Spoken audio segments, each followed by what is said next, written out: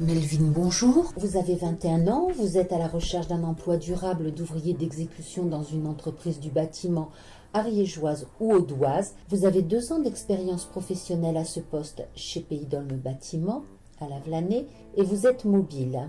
Est-ce que vous pourriez nous parler du poste que vous avez occupé chez Pays d'Olme Bâtiment? J'ai occupé manœuvre Oui. et en ce moment grutier.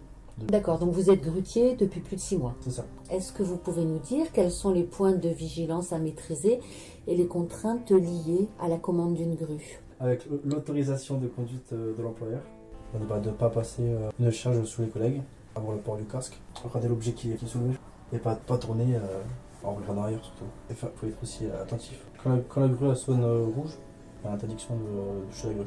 Donc j'ai commencé comme ça et après j'ai fait un petit peu, voilà. Maintenant je transporte des prédales. Qu'est-ce que c'est qu'une prédale? Une prédale c'est le plancher, Donc après on ferraille.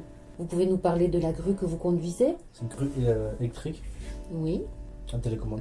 Une grue à tour, c'est-à-dire que vous l'utilisez pour lever les matériaux. Oui. Est-ce que vous pouvez nous dire ce que vous avez fait d'autre? Qu'est-ce qu'on fait quand on est manœuvre? On aide les maçons à faire les coupes, à faire le mortier, le béton, à chercher le matériel chez les fournisseurs, à nettoyer, monter un échafaudage, démonter, ranger. Est-ce que sur ce poste, vous avez conduit des engins de chantier?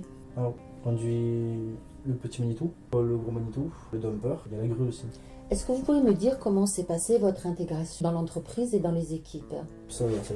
Tout au début, je connaissais rien du tout. Est-ce que vous savez l'importance de votre poste dans l'organisation des chantiers? L'importance du manœuvre, il permet aux maçons d'aller plus vite dans ces préparations de zones de travail. Est-ce que vous pouvez nous parler des chantiers sur lesquels vous avez travaillé?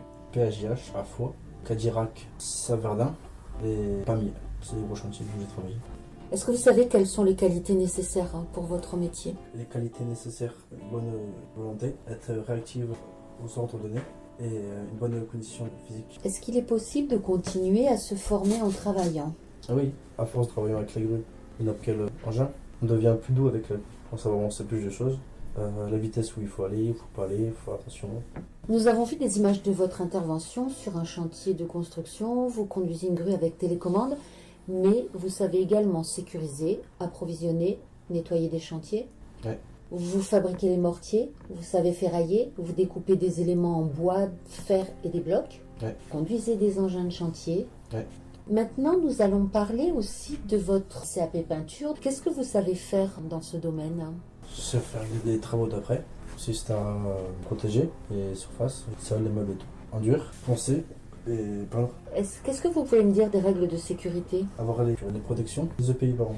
Avoir le t-shirt de sécurité, les gants, des lunettes, c'est nécessaire aussi. Avoir les bouchons d'oreille et le masque au cas de poussière. Que pourriez-vous dire de votre motivation ou de vos qualités pour un futur employeur? Que j'ai découvert le domaine du bâtiment et j'ai découvert le travail d'équipe. Je suis sérieux, motivé et capable d'apprendre. Eh bien, merci beaucoup, Melvin.